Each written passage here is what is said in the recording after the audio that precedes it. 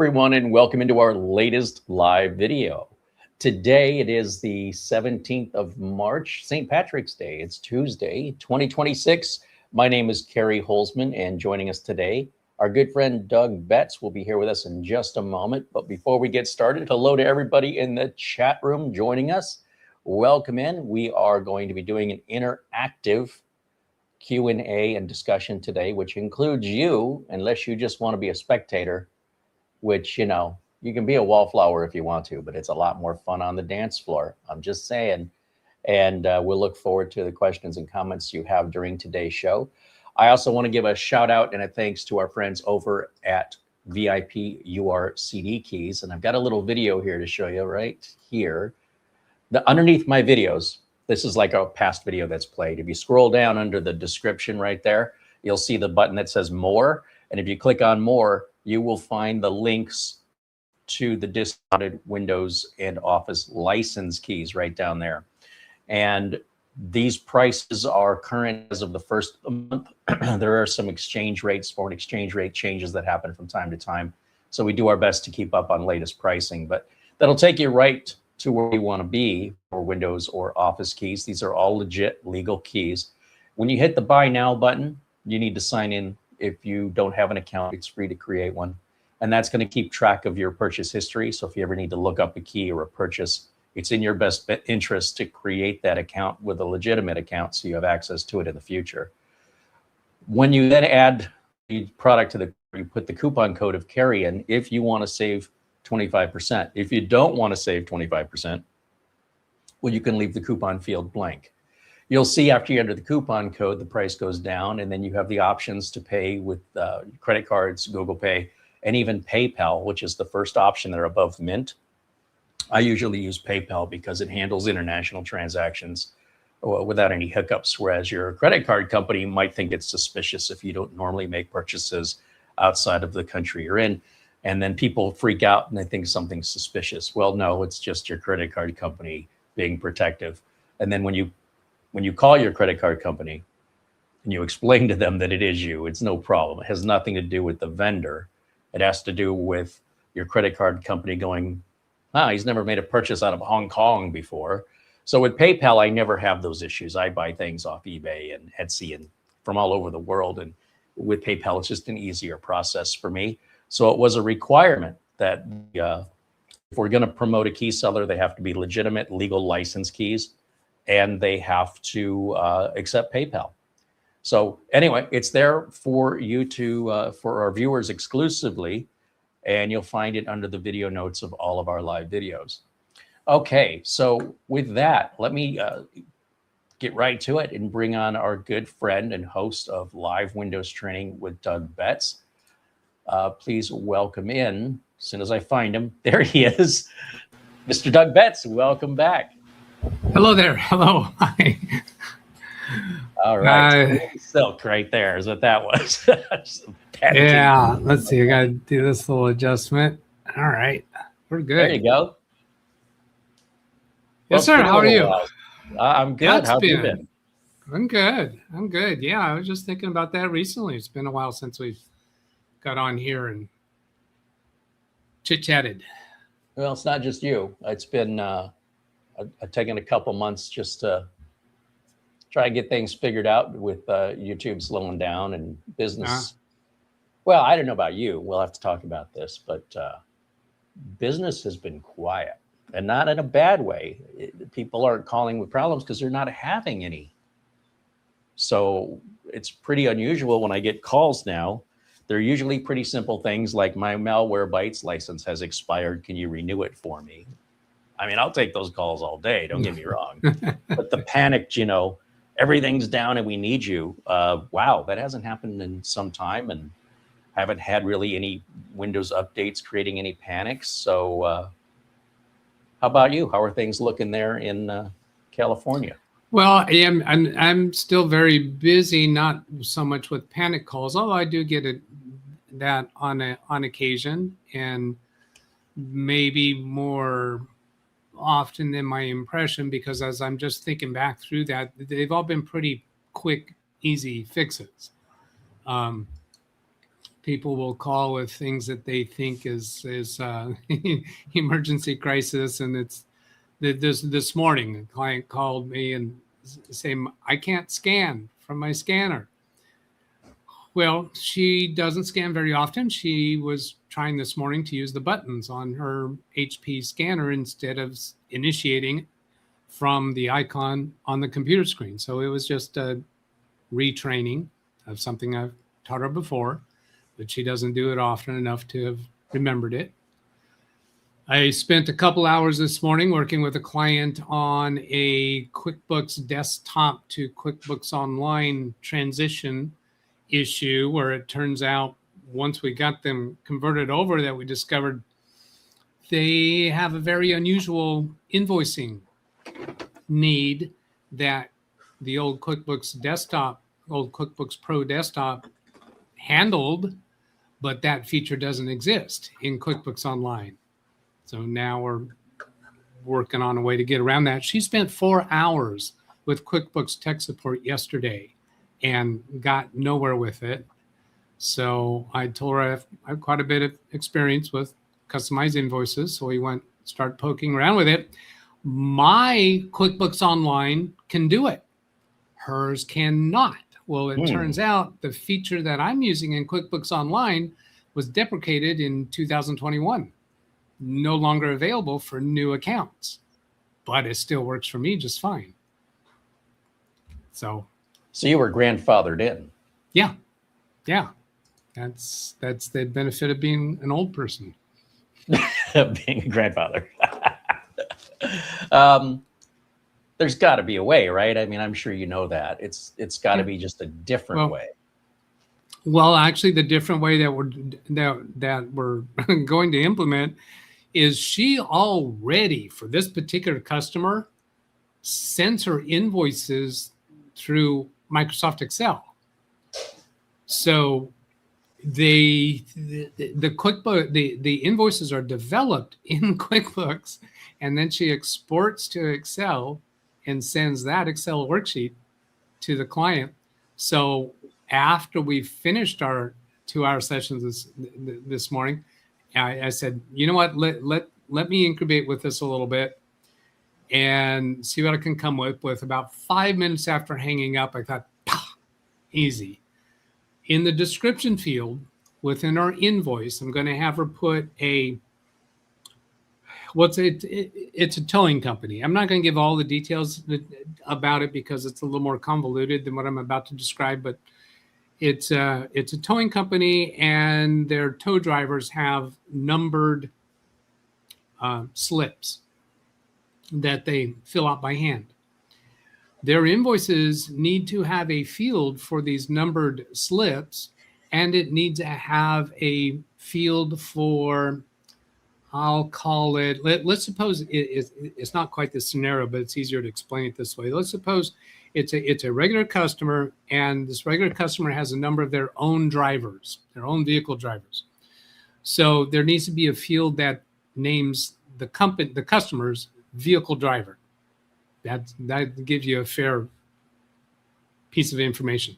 Then there also needs to be textual description, but those 3 columns need to be separate fields. Back on QuickBooks Desktop, they could do that.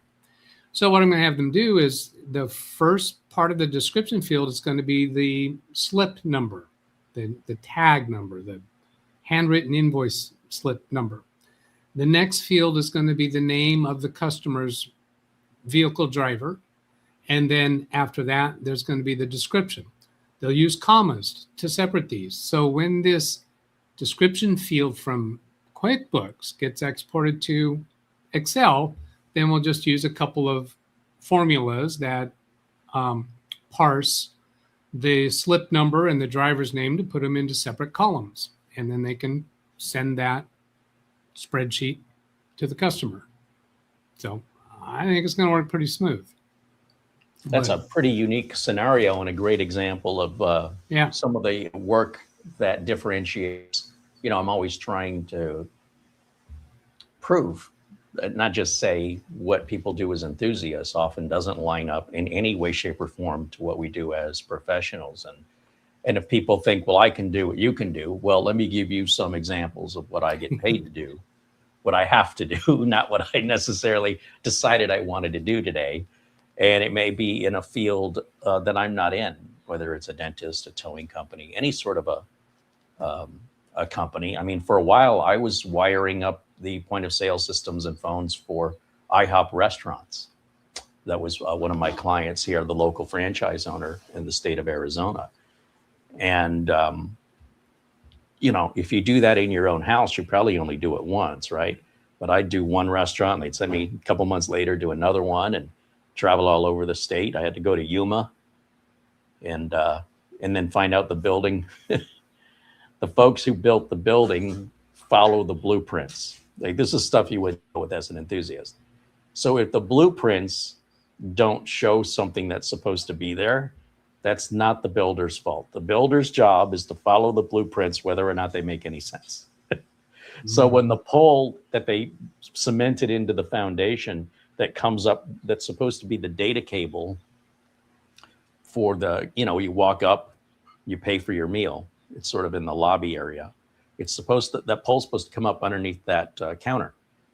Well, that counter was set back a good 1.5 feet from where the pole was coming up. And the cement is done. You know what I mean? Like, it's, the foundation is done. You can't dig that up and move it. And, you know, we've got an opening date. So figure it out, Carey. That's the kind of stuff that I both love and I hate. And what's frustrating for me is they would usually use the same blueprint for multiple stores. They only had like three or four, I think, architect designs of the building. So you think after the first one, there's some mistakes and the architect notes it, and then that's correct. No, no. I'd go back over the grill area, and they're supposed to have a receipt printer sitting up to the right over the grill on one side and over here up to the left on the other side. So 2 receipt printers, and it's a big grill, big flat top grill. As the orders come in, the receipt printer. So the receipt printer, they've given me power on each side, but no data jacks. So, you know, it's a 3-hour drive or so to Yuma from Phoenix, and I'm ready to work. I got a car loaded with tools, and the buildings, all the tile work is done inside. And I'm like, you know, you guys need to get me in here earlier because you're going to have to demolish or somewhat demolish this area, because I can't hook a printer up without a data cable. I've never done that before. I don't know why this is new information. This isn't the first time we've done it.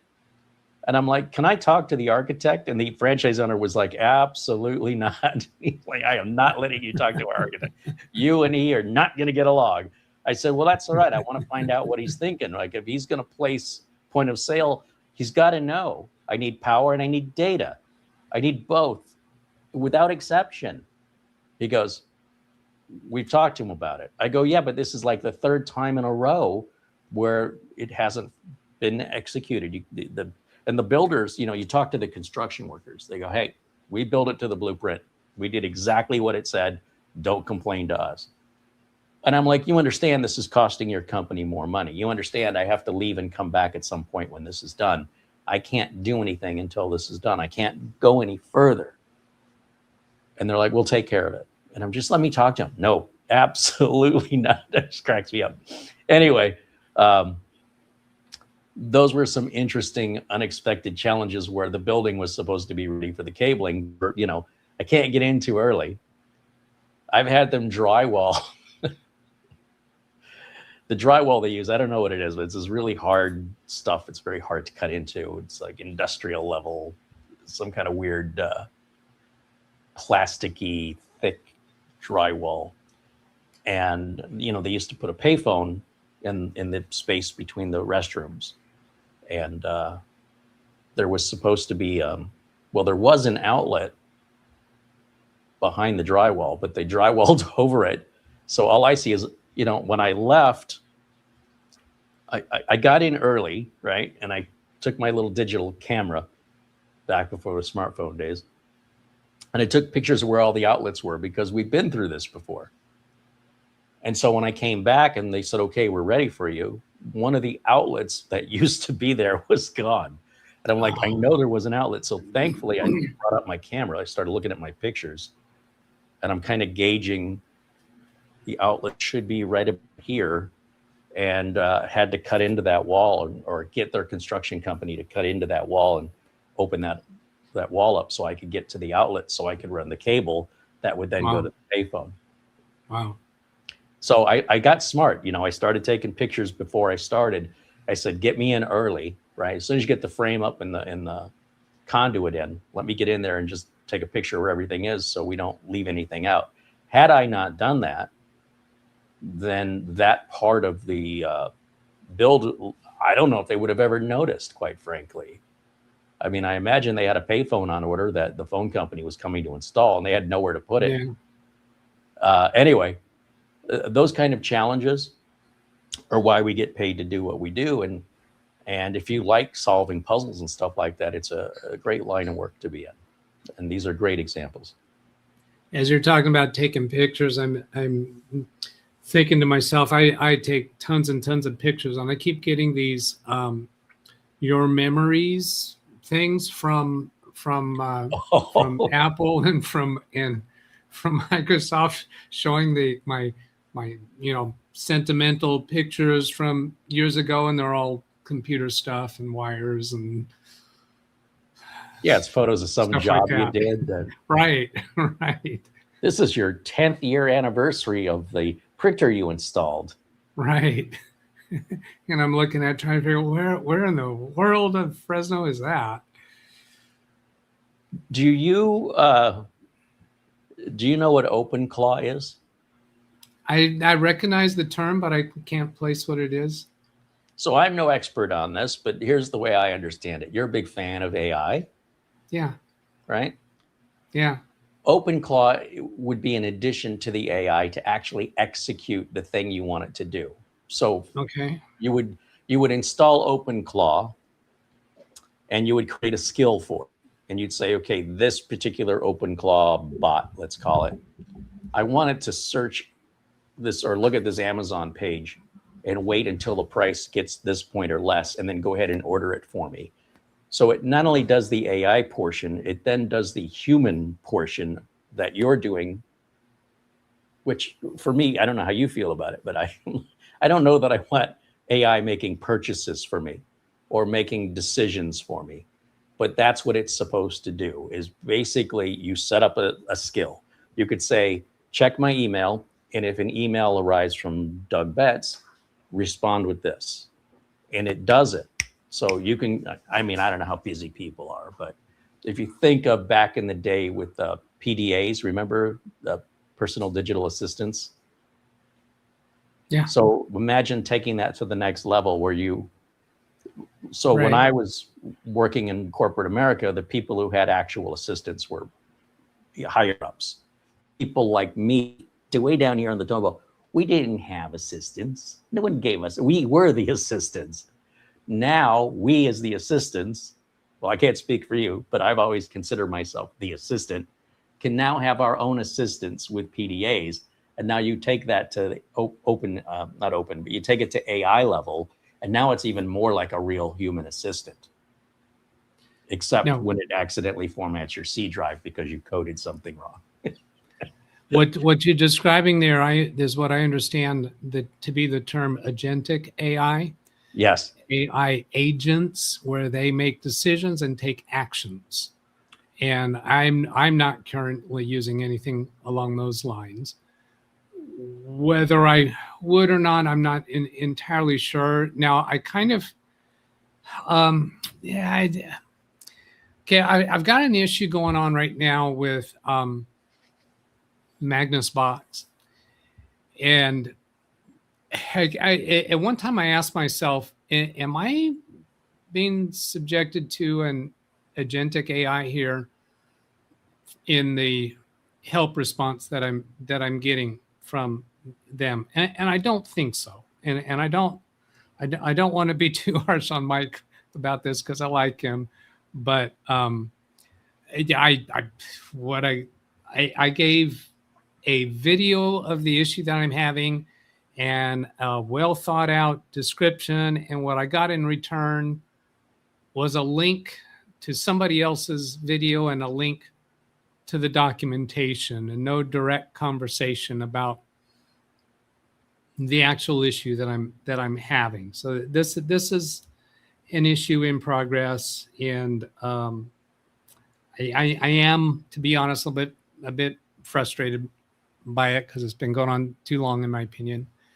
Basically, it's the NAS that I've been that I have the NAS that you gave me that I have currently on loan to a client. I was trying to set up the Magnus Box backup through it, and it's not working. It gets to a certain point of the configuration and just says failed to log in, failed to authenticate, something like that. But anyway, the thought occurred to me, boy, is this a first level help system that he's implemented that's maybe an agent? And I kind of don't think so. I think what's really going on is he doesn't know what the solution is, and that likely indicates to me that it's a problem on my end, not his. So my next step for that is to order the replacement device that'll be owned by my client, which will be a current model, because the one that you sent to me was a few years old. And I'm hard pressed to imagine that that's the source of the trouble. But if I do a fresh configuration on a brand new box and still can't get it to work, then that means it might be a problem with the account that I'm using on his system. And he already had me create a second account, but it was a sub-level account of the primary account. So I'm thinking, what if I actually create a entirely separate, brand new account within his system and try configuring that? I really feel what's going on here is something that is outside of a problem that he's experienced before, and that's why he hasn't been able to give me the direct answer. But he hasn't told me as much either, so I don't know. I just did that the other day, but this is not a paying client, but somebody ordered a computer a couple of years ago. Couldn't figure out how to get audio to come through the headphones. And I'm not going to sit there. First of all, they wrote a page and a half for a very simple question. And they never even told me why they were, what's changed in the last 2 years that all of a sudden now, right? And it turns out the reason he's doing it, I find out after the fact, is because volume levels keep changing on what he's watching, and he wants a way to watch, would be able to adjust the volume. And I guess his thought was the headphones have a little volume knob that he could control. And he's asking me questions about how does the front port audio connector go on the motherboard? Where is it? Maybe it fell off. Like he's trying to anticipate all of my answers before I've even understood the problem.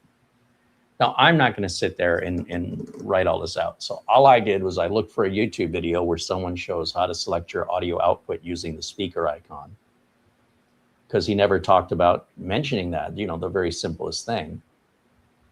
And I just very quickly responded. It's a 5-second response to a page and a half. And I'm not going to sit there and visit all these crazy side adventures he's going on for something that's maybe the easiest fix in the world that he's overthinking. With regards to switch that over now to the Agentic AI, well, we're talking about it. OpenClaw is really the only one I know where it's actually, you can experience it, right? As far as I know, we don't really have any Agentic AI ourselves, but yes, when we contact maybe a support over chat or an email, we may be getting an Agentic AI response, like on Amazon. But for folks like us, OpenClaw would be sort of our introduction to that. Then, and it's not as easy as all that to set up, but without going down that whole path, the reason I brought up the Agentic AI was because what you described with the QuickBooks and extracting, you could program all that to happen automatically for you. Just have it do it. And that seems relatively safe, but the setup and the learning curve may not be worth it. And then my final thought was on your Synology, which is, I don't believe a new Synology is going to work any differently for you, because Where you run into problems with age, with the NAS, is if you can't get the latest operating system. So if your NAS is 4 years old from Synology, or you buy one today, you're still going to get DSM 7.3 or whatever version it is. So you're, aside from having maybe more power, maybe the NAS is faster or has faster networking, or number of bays is bigger, the operating system that you'd be using in the NAS that I sent you will still be the same exact operating system as any new NAS, except that you mentioned, well, that's a loaner NAS. Any customer is getting his own NAS regardless, right? But if you want to make sure everything works and there's no compatibility problems before you commit him to buying a NAS, it seems like if it were me, I get this problem figured out. And it sounds like a permissions issue on the Synology. Yeah, yeah. There is a permissions to go through, but it is supposed to happen after the step that I'm having trouble with. The place that it's appears to be having trouble with is the connecting to the account on Magnus Box. I think the way that I'm going to pursue this is to order the new NAS and do a dry run configuration right here with sample data and see the connection work. And that's going to be a far stripped down thing. There's some other things that are a little bit unusual about the way I have that NAS set up over there, in that there is a second, well, there's two drives in there that are being used as the shared drives, but then there's another drive in there that's kind of my scratch play around area. But it comes up as, what do they call it, volumes or drive? It comes up as the first volume. Okay. And that strikes me as a little bit odd. Now, I've been careful to install everything on the volumes that are going to stay with the customer. Now, and I'd like to move on to something else that we kind of touched on here. This thing about the Synology and Magnus Box, that'll be something I can follow up later. But there's another piece that came to another experience that came to my mind, because you started out this conversation with emergency calls. I had an emergency call from a client last week, a little bit panic sounding, and he wanted me to help him with Zoom to get his privately hosted Microsoft Exchange email account calendar connected to Zoom, the Zoom calendar.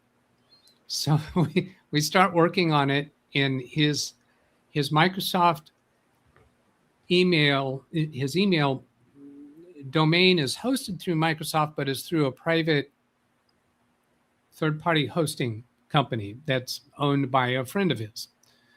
And so I thought that the solution might have something to do with that. Well, he's got a Zoom session where he's the host scheduled to happen in about an hour and a half after this phone call that he placed to me.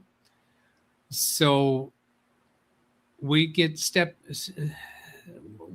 stepping one foot after another into this and get to a point where I realize, oh, well, the calendar won't connect between your account because you have the free version of Zoom. He doesn't have a paid version. And at that point I thought, and I'm actually not entirely certain at the moment, but I think it is the case that won't actually join the calendars. And then I said, well, now, wait a minute. I have my Zoom calendar joined to my Google hosted domain, and I don't like it. I regret it. I can't seem to undo that. And so I asked him, well, why are you doing this? Why do you want this calendar? And he says, well, I thought I had to have it. Well, no, you don't have to have your calendar connected. So what had happened is he very rarely uses Zoom, let alone less rarely hosts a Zoom meeting. He's about to host a Zoom meeting with a client of his that he expects to last about 15 minutes. So he doesn't need the paid version to last more than 40 minutes. He's trying to connect the calendar simply because when he's gone through the process of trying to set up this one Zoom meeting, it takes him to a step to connect the calendar. He thought he had to do that. No, we can skip that. And we don't have to have a special session code for this. We don't have to put in your participant's name and his email address and have the system send out an invitation. All you need to do is start your own private session and send him the link by email. Bada boom, bada bing, you're done. So it's one of these stories where you got to ask why. Why do you want this? Why are you asking for this? Because he was way over complicating what was needed to accomplish what he wanted to do. I've wasted so much time helping customers with unrelated problems that they concluded without me knowing was going to solve their problem when I thought what they were calling about was their problem. That's where it gets into this little logic loop. And then Right. you realize that I could have saved so much time if I just asked, why are you doing this? What's our goal? And I understand if you're setting up your Zoom meeting and it says you want to connect your calendar, it may appear that that's what you have to do when it's an option. It's like I had a customer who thought because they bought an HP computer, they had to buy HP printer, HP monitor, HP everything, or it wouldn't work together. And they hated HP. And when I explained to them, you can mix and match whatever you want, they were like, why didn't anybody ever tell me this years ago? I was so angry at HP. Long story short is like, keep your HP monitors, keep your HP printer, but let me sell you a new computer, and then you won't have to talk to HP support anymore. You can talk to me. And they've been happy ever since.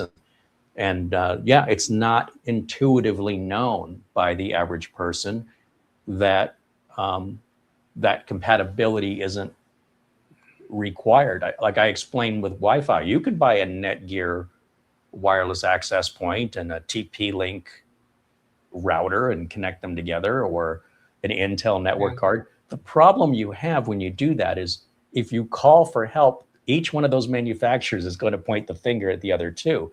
So if you buy everything from the same company, then they're obligated, right, when you call for help. But if you're somebody who never calls for help, there is a benefit sometimes, is what I'm getting at, like in this example, to get everything the same brand for that lack of pointing a finger now. If everything is theirs, they can't escape, taking ownership of it.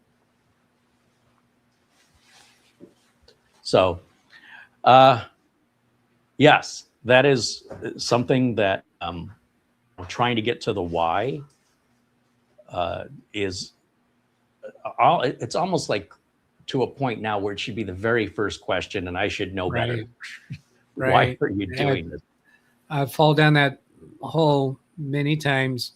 The request comes in, can you help me do XYZ? And say, sure. And we start working on XYZ. But it's sometimes hard to remember to ask why, because on the same hand that they're making assumptions that they need that, I make assumptions that they know the reason why they need that. They have a reason why they need that. And there's a part of me that is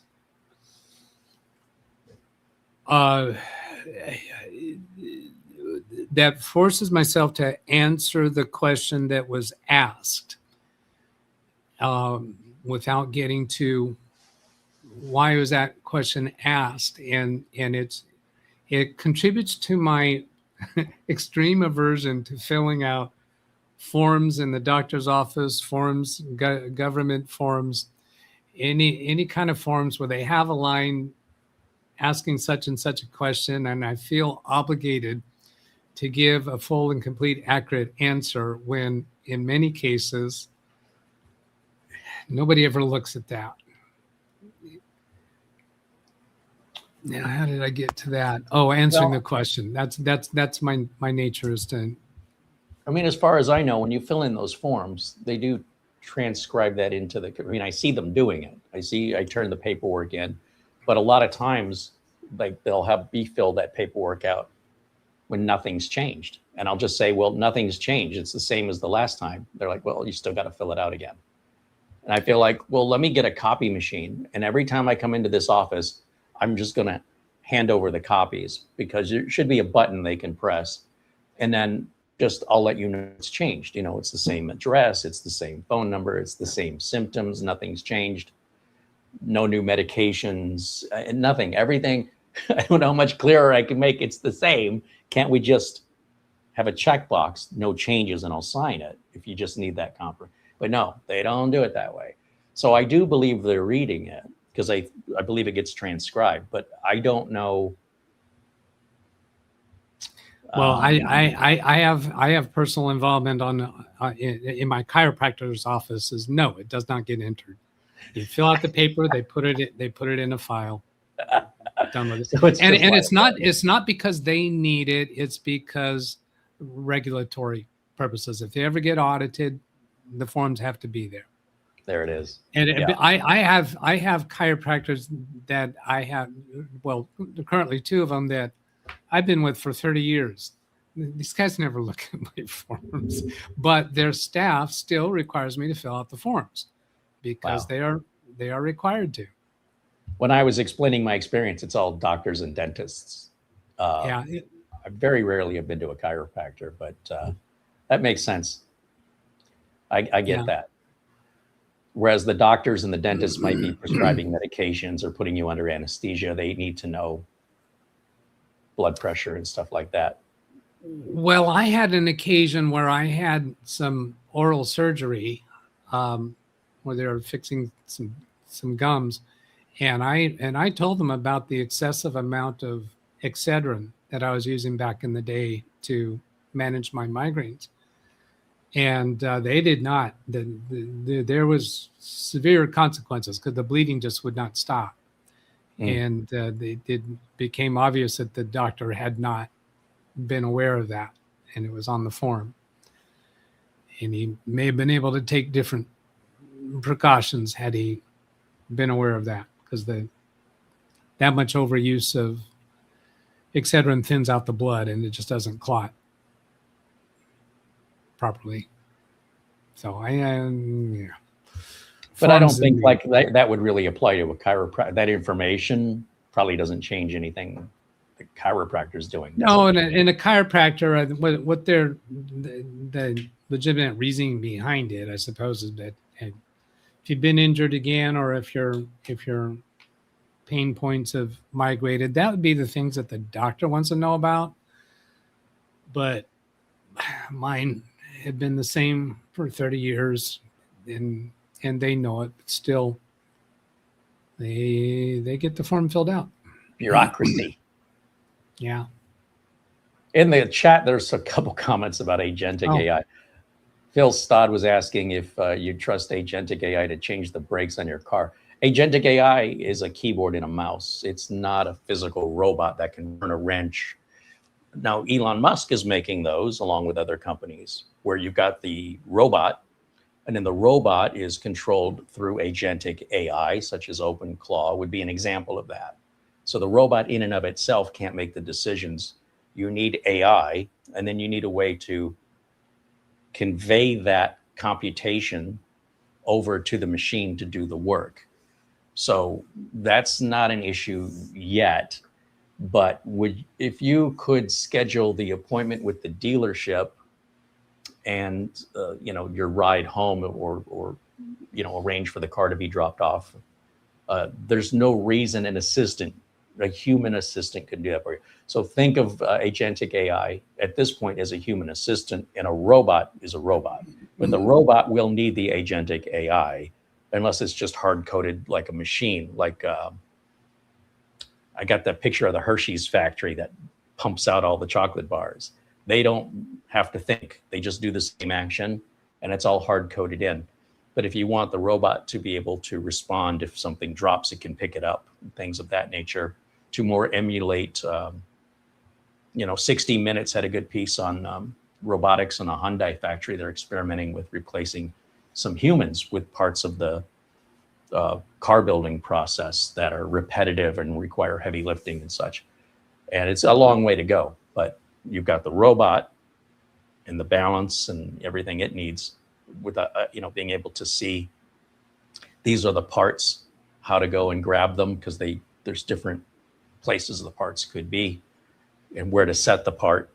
And then it continues to grow and learn. It never gets dumber.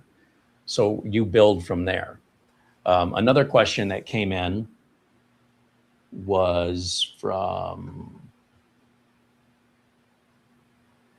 let's see. And again, we want to encourage you, if you have questions about anything tech related, please join us. We'd love interacting with you for both myself and Doug Betts. If you want an answer specifically from one of us, please say as much. I want to say it was,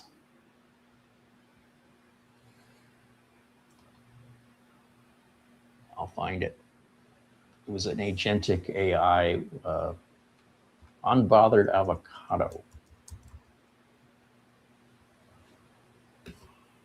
He wants, or she wants, they want to know, I'll just say that. She? Yep. She wants to know, would it work for doctor appointments and schedules for school for the kids, or even work schedule? So let's say I have 3 doctor appointments in one day every week for 6 weeks. So what you have to keep in mind, I think I'm missing a middle piece to this. You have to program it, right? So right now it's not real user friendly as far as like the average person, and I'm making an assumption that, we're not talking to a developer or a coder. And it's not really complicated as far as learning it, but getting it set up can be a little complex because you have to have something called tokens. You need to have sort of a virtual server to host it on. And there are places that'll rent that to you for $7 a month or something like that. Or you can have a really powerful high-end computer that can run it locally, where you don't have to pay for the tokens. And then you create these individual tasks or skills for each. You can have as many as you want. And then each one you would dedicate to a certain task. And what I'm getting at is, by the time you learn all of this, unless you're planning on expanding and doing it more and more, you're going to invest 10 times more time getting that set up to do it for you than what it's actually taking you to do it yourself. Now, this is just the beginning. There will eventually be built-in interfaces and things like Outlook, and Microsoft will be adding it, and probably Gmail and everybody else, where it'll be built into something you're already using with little checkboxes and wizards to walk you through it. This is very early on, and it's very hands-on, experimental. And if you're the kind of person that likes, writing your own scripts and things like that, yes, the question you're asking, the answer technically is yes. It absolutely can do that. Anything involving scheduling or setting things up on a calendar, no problem. The Agentic AI can do it, but setting it up could be a real challenge. I think that's the key to it. There's a podcast I listen to that talks a lot about high-level Agentic AI stuff and the struggles that big enterprise corporations are struggling with, and trying to get it to work, and getting it to work, and the choices that they come across, and the staffing layoffs that they are able to do by virtue of it. So I feel like I'm somewhat in tune with what they're doing at the large enterprise level with Agentic AI, but I don't see it at all close to the small business environment. One of the things that they're having trouble with is the shiny object syndrome. They spend all this time and investment to get an Agentic AI working for them, and then the next new thing comes out, and it's going to be so much better that they start doing development for that, and then they're going to jump ship again. because it's in such an infancy. As far as me trying to think of what would any of my clients or myself use Agentic AI for, I don't have anything on the top of my head about that, because it seems like it's just not nearly there. I suppose. Yes. No, I mean, I'm thinking about reordering things when I use them, but my volume just for anything isn't high enough to where it's really going to be worth it. When you're dealing with an agentic AI that can replicate personnel time savings across hundreds of employees, then that justifies the development time and the expense involved in putting a system together.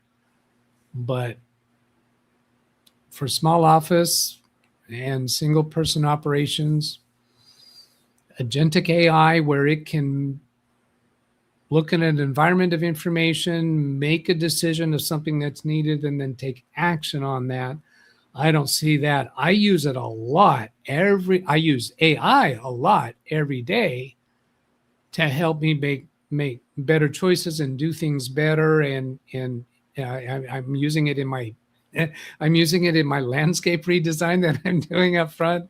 And when I say redesign, that's a little bit kind of higher sounding than what I'm actually doing. I mean, even sprinkler irrigation repair, I've talked to AI about that, and it has taught me better ways to do things in many different areas of my life. But that's not agentic AI, not at all.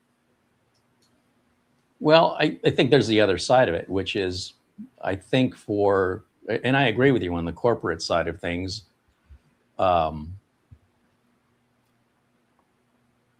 There's a couple of things I'm trying to sort through my head what order I want to say them in. The flip side of it is, you as a customer, you as a consumer, are probably interacting with it. You don't even know it. It's happening whether you like it or not.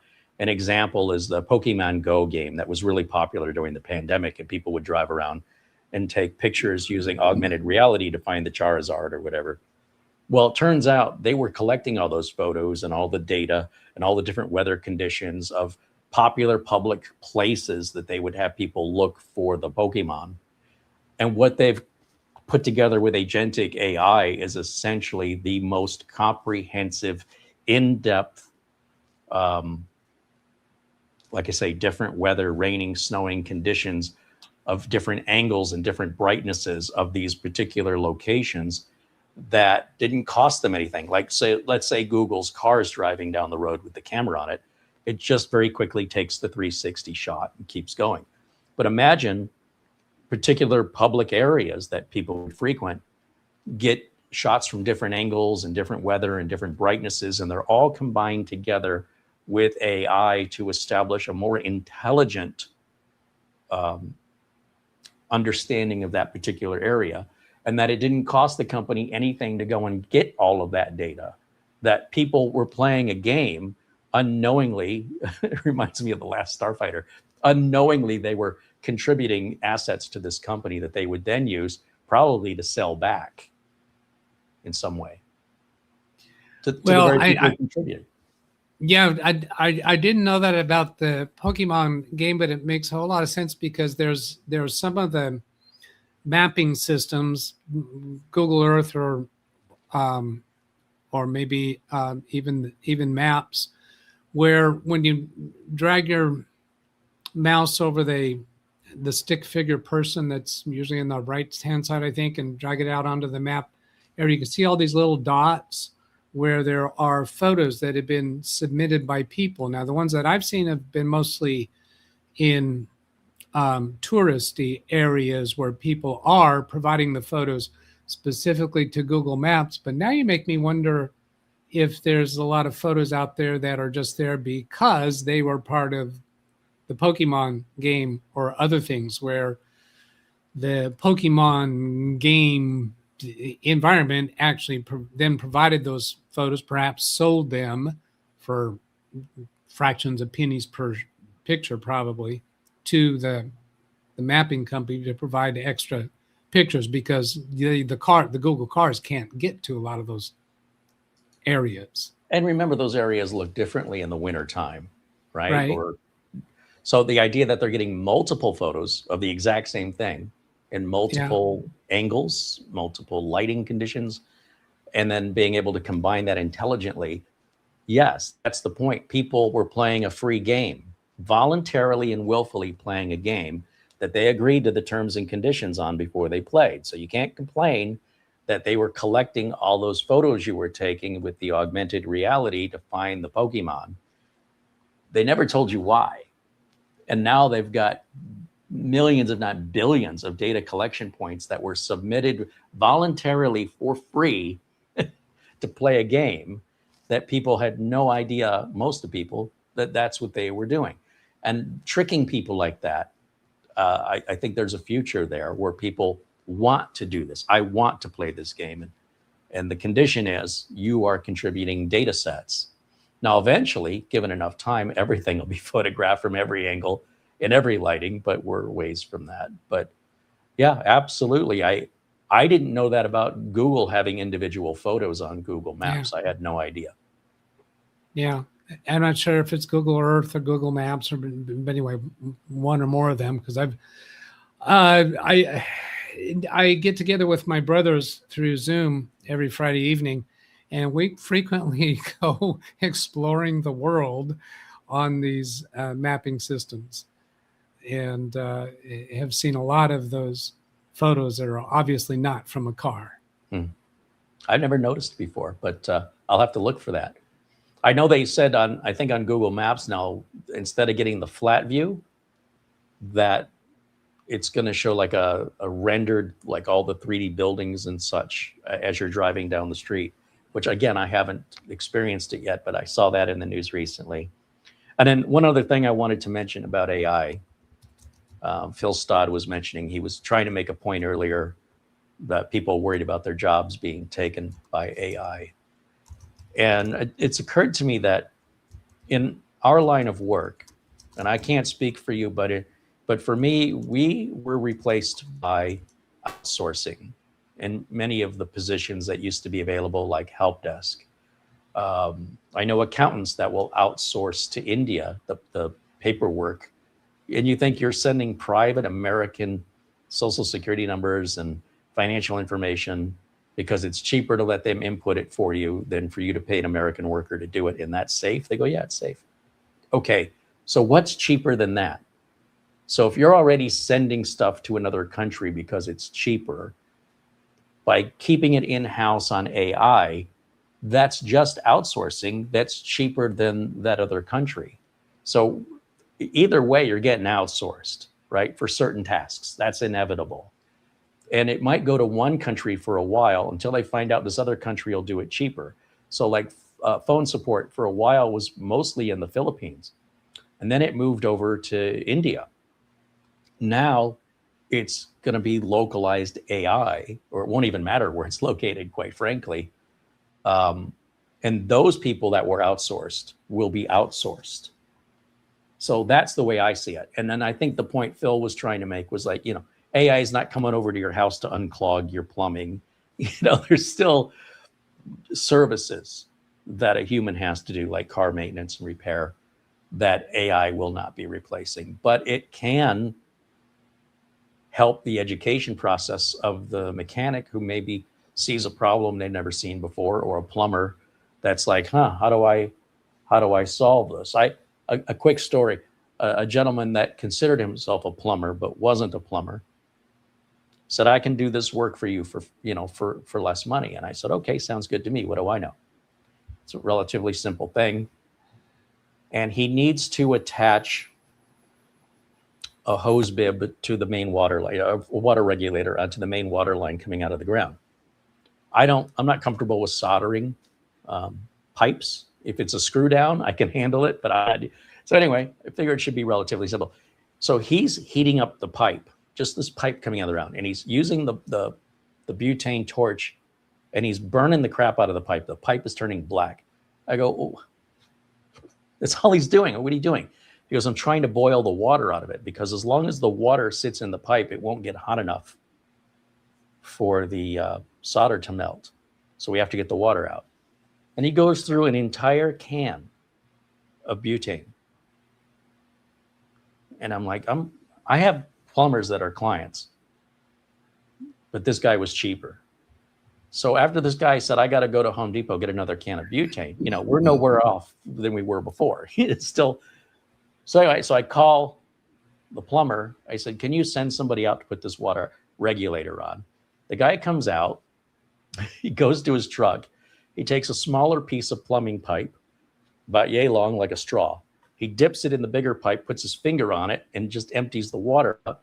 And then I saw a guy on YouTube take the top off of the, like a Windex bottle, and he dropped the straw into the hose and just went, and the water came out. And then he put the regulator on and he soldered it and said, have a nice day. He was in and out in 10 minutes.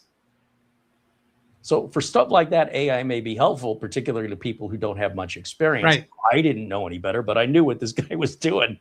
In fact, what this guy said is, let me go to the store and buy some bread, and I'll stick some bread down in the pipe, and that will absorb the water. I said, this is a new house. I don't want bread in my pipe. Oh, no, plumbers do it all the time. It dissolves. It's really not a problem.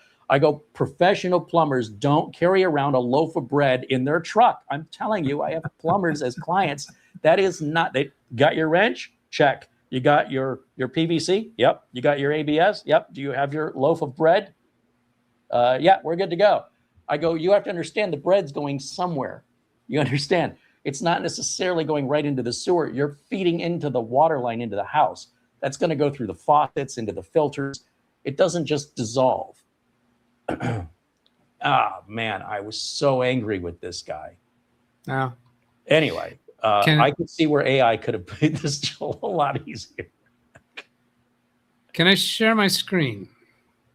Yeah, let me go this way here. And I think I need to do, that. And let's see, let's make sure I don't accidentally share something I'm not trying to share. And this was to respond to a question in chat. I think it was Jose asking about the Pokemon now. Okay, yeah, I see that's coming over now. So just while you're talking there, I do a lot of fact checking through AI. Gemini is currently my tool of choice. So I asked, does Pokemon provide its photos to mapping systems or other line services? AI says yes. The company behind Pokemon Go Nintendo. I'm not going to read through the whole thing, but how the mapping data is collected. If anybody actually wants to read through this, you can pause the video and read at your leisure, or ask your own favorite AI the same question. And then another thing about that is I wouldn't be at all, I would suspect and pretty much assume that if you read the terms, the service terms on something like that, you'll see that there is language in there that provides for this. They may not be specifically saying who they sell it to, but they do sell it to somebody. Have we ended the screen share, I think? Yes. Yeah. Okay. Oh, I got a stop sharing button too. Okay, good. That's what I intended. So just a quick response to that question. When you're looking for documentation about something that you hear, whether it's be news media or YouTube or a podcast, or either both Carey and I, just go ask an AI and you can drill deeper with the AI. And sometimes I am suspicious about what the AI says, and I will ask the question a little different way. Are you sure about that? And sometimes I get it to say, oh, well, you're right. You were right to question that. And upon further examination, I have found such and such. On this Gemini that I use, there's a setting called fast, a setting called thinking, and a setting called pro, which I have a paid Google account, therefore I get the pro. But those will all cause it to look deeper into the answer. Now, you've all heard that AI can be wrong. Yes, it can be wrong, but you can also, as a skilled user of AI, you can craft it to go deeper. You can lead it to go deeper and question it and ask to look at from a different angle and get to solutions far easier than just Google searching something and watching through somebody's whole video hoping they talk about a particular aspect of what you're asking for. This client that I was working with on the QuickBooks Online, when we were doing the transition, she commented that one of the things she likes about them making the decision to go to QuickBooks Online is that there's so much YouTube videos available to help with things there. Whereas the QuickBooks Desktop Pro, she found it far more difficult to find solutions. Well, somewhere along the line, I started talking with her about AI for those questions. Instead of doing a Google search, trying to find a video that might deal with the question you have, just go straight into an AI and ask the specific questions and take screenshots of what your issue is and paste that into the AI prompt, because a picture is worth 1,000 words, especially to an AI. I've had many times where I provide pictures, screenshots to the AI, and it catches something that I didn't realize. I'm asking my question a certain way, and it gives me a response to that, but he says, but I noticed in your screenshot you had such and such so-and-so, and because of that, this isn't going to work, or you're going to have to do it different or something like that. This morning I was placing some orders for some of the sprinkler supplies that I needed. And I did a search in Amazon, and then I shrunk it down using Control-sign to shrink down the browser window so small that I can't read it. But then I drag a screenshot, drag diagonally across with Shift Windows S, and I paste that into the prompt, and the AI can read it all, even though it's too small for me to read. So that way it gets a whole bunch of my search results, and I just give it the screenshot and I say, choose one, or which of these would work for what I want. So instead of me reading through each of the search results and trying to evaluate which is which, I rarely ever do that anymore. I'll just shrink it down, take a whole screenshot of that, and have the AI pick out of that, and it gives me some pros and cons for each of the choices that are there. Well, each of the choices that are applicable. I might sometimes tell it, don't bother telling me about the ones that are not good choices. Just give me your two best choices, and I don't even have to ask it to tell me why. It automatically does that. So there. It's a great idea. I never thought of that before, but yeah, it doesn't matter how small the font is. No. Even though I can't read it, you could, because I'm thinking, I can only capture, let's say, a screen at a time. But if I could shrink the screen down, right, make the font really small, then just take a screenshot of that and drag it over. That makes perfect sense. That's a good idea. That's what I'm talking about. Most of the time when I'm giving a screenshot, I'll do the whole screen because it might catch something in there that I don't realize is there. And like if I get error messages, things that aren't working right, I'll give it the whole screenshot because it gets more context of the situation that I'm working on. LMV says Gemini's Pro feature can see your screen, so you don't need to click anymore. Well, that is true also, and it's actually been a while since I've done that. Let's see, where is that ad? There was something about Watch Me. Where was that ad? I'm actually not seeing that right now. I'm not sure that was Gemini Pro. Well, probably when you're paying for AI, you get a lot more features than the free versions that at least I've been referring to.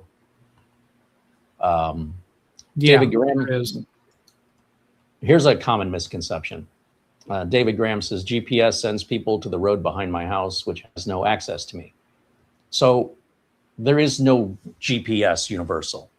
Google Maps will send people one way versus Google Waze versus Garmin versus whatever mapping application or GPS device the person who's going to your house is using. They don't use the same data sets, or they don't use the same calculations. So the way you correct that is you find out which GPS system are they using. Are they using, let's say, Google Maps? There's a way to report an error so that they're aware of it and they can correct it. They being the specific manufacturer of the mapping software or device that that person is using. So Amazon has their own GPS system. It's their own proprietary system. And they did a whole news article on this a while back about how somebody says, you know, the Amazon drivers are getting across my yard because their software tells them to. And the way you have to deal with that is you have to reach out to the people at Amazon, and really the driver's responsibility. But I guess the drivers, at least in this story, were driving across the person's yard to get to the house next door, because otherwise they'd have to drive all the way around the block. And it was damaging their yard, and they were really pissed off about it. And the drivers were all universally doing it. And the drivers are going, I'm just doing what the, and UPS, they have their own individual GPS system. So in those cases, those delivery drivers need to reach out to their superiors to inform them, or you as a customer need to reach out to the company and say, hey, your drivers are driving across my lawn, or they're going to the wrong address, so that they can correct it within their individual system. So just to clarify that, it's not universal. I'm curious, David, if you have an opportunity to live test that by trying a different 2 or 3 different mapping systems. I'm a little bit reluctant to call it a GPS system, driving system. I don't know. Try a couple different things and see if you can validate that. Yeah, they do handle it differently for your house, or are they all doing the same thing for your house? I'd be very interested to hear back from you on a future date about that, David. I have to assume that he's not trying to find his own house. I have to assume that he's hearing it from other people trying to come over. Yeah. And I can't find you. And it's like, oh, you're in the house behind me. But he needs to find out what were they using. And then, as you said, a great example, try it yourself. Try it with Google Maps. Try it with Google Waze. What else could he use on a phone? Well, if you're on an iPhone, I assume it's something through Apple. I'm not quite sure what they use. I use it all the time, but I just don't pay attention to what the service is. If you type it in on a cell phone, if you type the address into a browser tab, you're going to get Google Maps or something else. That's true. He can just sit at the prompt. Right now, he can open Google, put his address in, and ask for directions. See what it tells him. Yeah, of course, ask for directions when he's already there at that address. Well, but he can make up, how do I make up a different route? Yeah. Let's pretend I'm down the street. I'd be curious to see if he can validate the difference. I haven't looked very deeply into that at all. Interesting. Walmart home delivery now gets lost, and Amazon used to get lost. Yeah, so they use their own. In those cases, if you're talking about Walmart and Amazon, that's their systems. There's nothing, I don't think he can do much about it, other than you can send an email to Walmart headquarters or Amazon. So if Amazon used to get lost, then at some point a delivery driver corrected it. Really should be on the delivery driver. It's in their own best interest, because they're on a time schedule. And if they have to drive around looking for somewhere, it's in their best interest to get their software updated so that they can get their job done on time. Because if you're late and you're running too long, you're not going to have a job very much longer. And you can't say, well, it's because the software. Well, you needed to tell us. If you don't tell us, it doesn't get corrected. So I think that's where he's getting it from, is those deliveries, necessarily not from people coming over to visit. But still, what you say applies. He could still just type his address in and pull it up and see if the directions look right.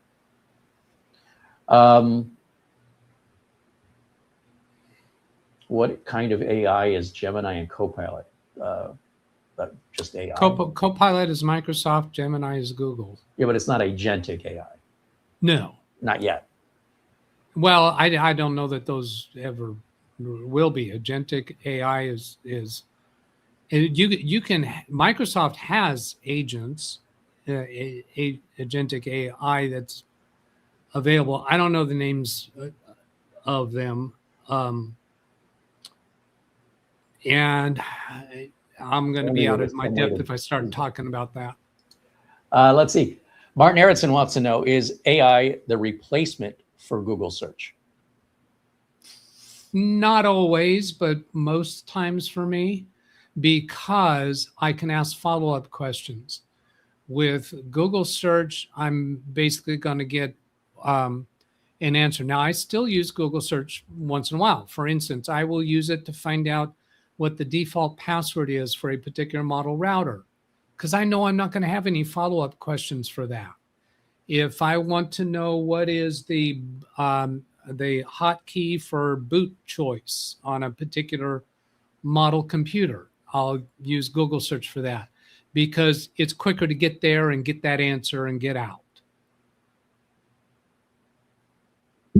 Yeah, I'm with you. Although a lot of times you get that AI summary, whether you like it or not, with Google search. So it's not like you have to do one or the other. Well, and yeah, and that AI summary, I usually get my answer there. Me too. But not always. But I haven't tried doing a follow-up question from that AI summary. Is that a thing these days? So I'm going to try. I don't know that you can do a follow-up, but it'll give you at the bottom of the AI summary, it'll give you the sources of the information it collated the answer to summary to. And then you can go to those direct links. It could be Reddit, it could be a website, and then look at the discussion. Yeah, you can drill into it deeper, but you're not going to ask a follow-up question. I don't believe so. I think at that point you'd need Copilot or something. Yeah, I'm not seeing it. I'm just experimented with it. But the Google AI response has caused a decrease of hits on websites, where used to be a Google search would give you a list of websites, and those websites wanted visitors to their site because they have advertisements on their site. So the development of this AI in Google search, a lot of people don't wind up clicking on the actual websites that come up in the search results. I used to be involved in a community of developers for websites when I was going down that path for my next big thing for my business. And there was very much all about finding ways to get Google to provide your website in response to searches. And I was involved in that during the days when Google search was migrating and changing to where people could find their answer without actually clicking on your website.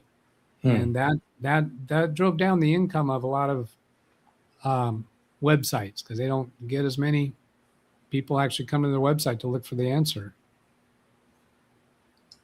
Yeah, I think they were sued over that too, for monopolizing web traffic. I don't know if that lawsuit is still ongoing.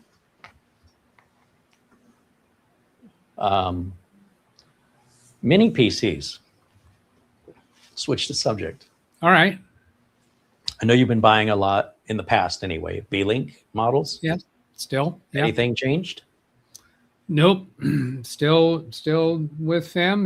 They're working really well. Haven't had any of them fail. I haven't had any clients voice dissatisfaction with them. I routinely ask them after they've been working with it for a few days, and they've all been very happy with them. Now, I do need to give the caveat that my typical end user is not coming from a 3, 4, or 5-year-old custom built computer. They're usually coming from a HP, Dell, Lenovo computer that is more like 8 to 12 years old when going to these computers. I'm still using the low-end B-Link computers, which I think these days are N150s. I'm very happy with them.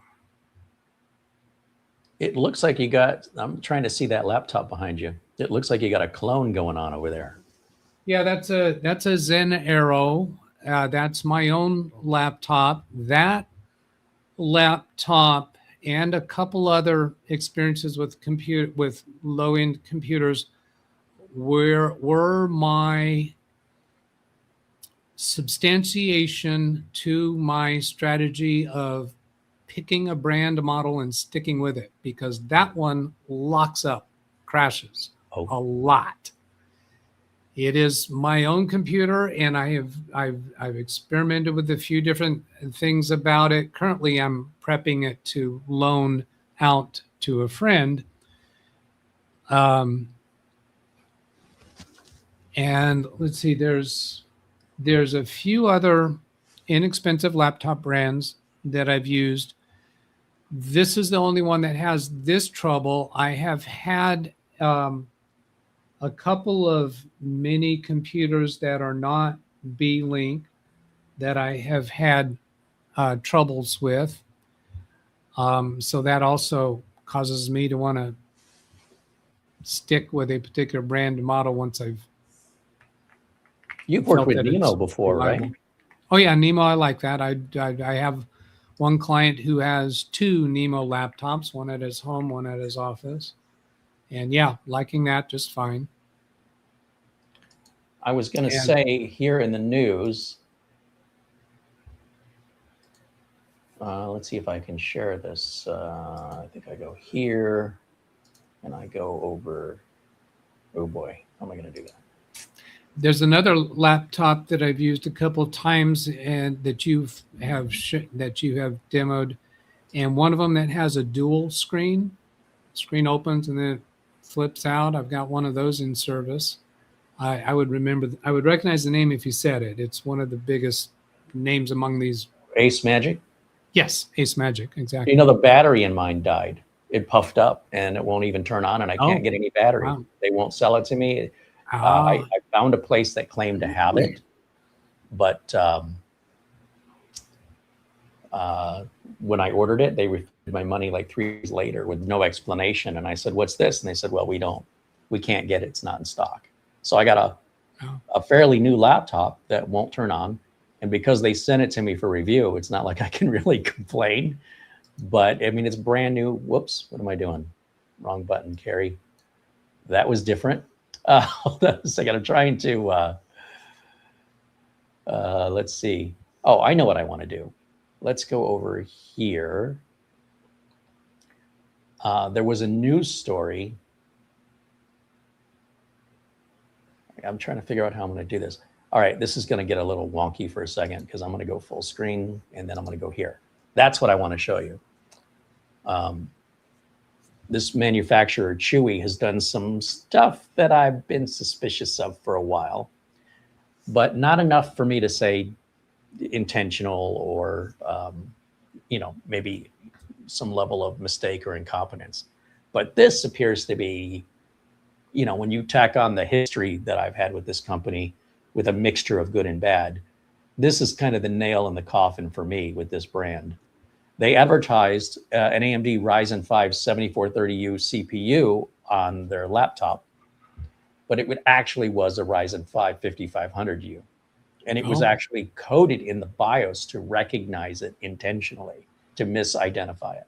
Wow. Yeah, it wasn't like you would go into your system properties and see this, but you had this and you would see this. And so there's this whole article about it that they say it's a production error. I mean, really? All right. Really? And now they're saying they're going to threaten this website for brand damage. The company's repeatedly requested the removal of the article. And they made a second discovery in the CoreBook Plus laptop. All right. So, yeah, that's disconcerting. So one of the things that Chewy had done that bothered me is they were selling Windows 11 mini PCs that were not Windows 11 compatible. And when I reached out to them and said, this computer's not Windows 11 compatible, it's a Windows 10. They said, well, did it come with Windows 11 on it? I go, yes. They go, well, then what's your problem? And that was my first sort of red flag. But all the other minis they had, they didn't do that. They play that little game. So that was it sort of raised a red flag, right? And then now with this story, there was something else in the middle, some laptop I think I worked with that was a little sus. But now this is the third thing, and that it's one thing if you put a chip in and it's the wrong chip. So that's understandable. If you go to your system properties and you recognize that that's not the chip that you paid for. But when system properties is reporting the chip you paid for, but you open the laptop and physically look at it and it's something different, that's not a manufacturing error. No, somebody somewhere is knowingly and willfully executing that design. So anyway, certain brands, it just takes a little time for us to figure out. We just recently reviewed a really nice Ace Magic 14900. It's about a $750 mini PC, and it looks kind of like the old Intel Nook. It's kind of thin, sandwich sized. No USB 4, but it did have a 1 terabyte Gen 4 NVMe drive that ran over 7,000 megabytes per second on speeds. 32 gigs, dual channel, DDR4, not DDR5. And pretty solidly built. And, you know, when I mentioned red flags with Ace Magic, with the whole malware incident that happened one time with one batch of 2 models that they found out they were paying a party to do, and they fired that third party. It's never been an issue since, but there's a stain that the internet never forgets, like an elephant. And there's always this, like, well, weren't they the company that had virus? Well, it wasn't a virus. It was spyware, really. Yeah, well, are they still doing that? Companies don't stay in business. They still do that. And that was like 2 years ago. So to me, it's like, you used to poop in diapers. Do you still poop in diapers? You know, it's kind of like offensive to me that you would think that this company would continue that behavior, and that you suspect because this happened in the past. You know, maybe you as an individual made a mistake. Maybe you shoplifted once in your life, and nobody will let you forget it. Now it's been 6-10 years, and they go, so you've been doing any shoplifting lately? You're like, oh my God, can we let this go? I learned my lesson. You know, I've moved on, I've grown, I've evolved. The internet just doesn't want to forgive, and it doesn't want to let go. So I like to root for the underdog as much as possible, give these smaller companies the benefit of the doubt. But at some point, like I say, with this Chewy example, I think I'm done now. I've looked the other way, and I've come up with reasonable excuses for this. This one's too far for me. You got a super chat. Oh, NY Renal MD contributes $5 and says, is an Intel N150 with 16 gigs of RAM and a 1 terabyte NVMe enough for basic web browsing on Windows 11 on an 18.5-inch laptop for my 80-year-old mother? What do you say, Doug? Absolutely, yes. I have no question about that at all. Two thumbs up for that. And I would venture to say, if you have another laptop that is a high performing laptop with a much higher CPU, probably the same amount of RAM, going more RAM's not going to do anything for you, but set them side by side and do the same things on both of them. I don't think you're going to see any difference. I'm very curious to have somebody actually try that. But yeah, what you described, basic web browsing, I'm hard pressed to imagine you're going to see any difference whatsoever. If anything, what? A website that has tons and tons of advertisements might refresh quicker. I don't know. I haven't drilled down enough for that. But what you described there, the computer power you described there, that's what my business clients are using. They're not using anything higher than that. The very few that I have that would use anything higher than that is typically if they're doing Dragon Naturally Speaking. I don't have anybody doing video editing. I'm hard pressed to imagine any reason these days that I would have any problem with that. Now that is with the proviso of a current generation Intel. If you go back to the first generation Intel that had an N150, that might be noticeably different. I'm not sure. Oh, I know another case where I have a little bit higher computer is a client that works with a lot of surveillance video. But even him, he's, you know what? He is an N150.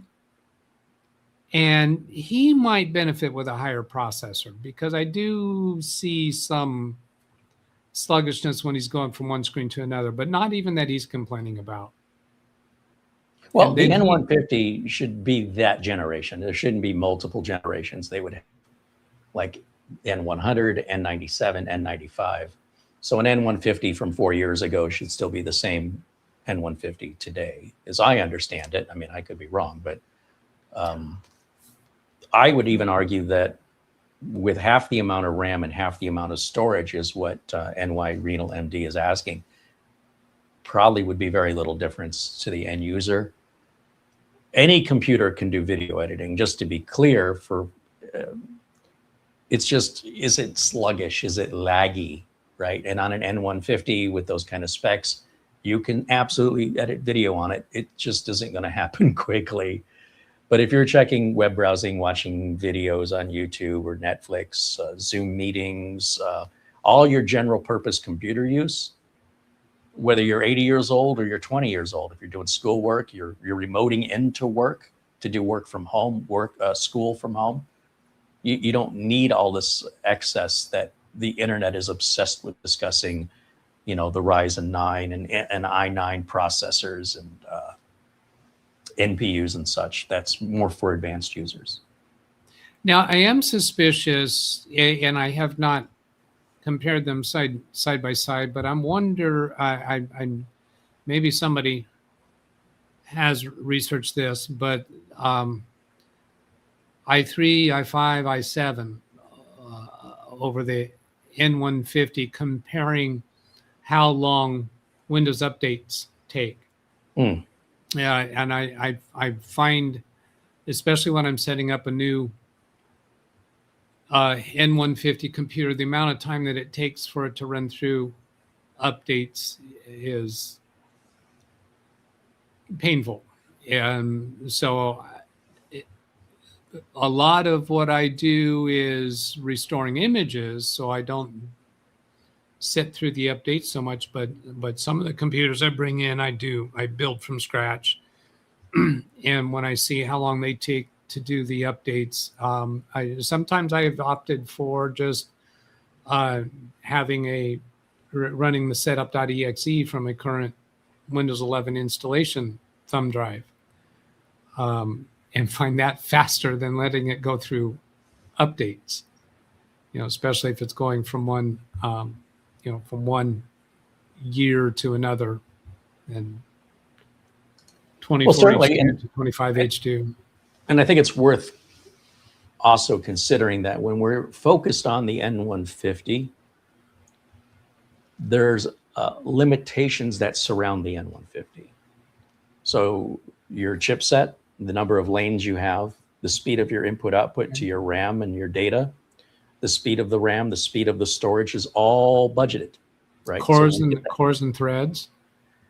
I don't know that cores and threads play much into Windows updates. I mean, it's possible. It might not. Yes, yeah. Does Windows Update split into separate cores and threads? Well, you won't have any hyper threading on an N150. You'll have cores only. Yeah. And then when you get to the more advanced processors, you'll have performance cores, efficiency cores, and hyperthread. You know, you could have hyperthreading on your performance cores, which emulates a second core. But I don't know that that plays much into Windows Update, but I couldn't tell you for sure. But what I can tell you is just the I/O, the input output. You know, you'd say you've got this. On the one hand, I think if you're buying a cheap computer, you probably have a cheap internet service. So that's probably problem one.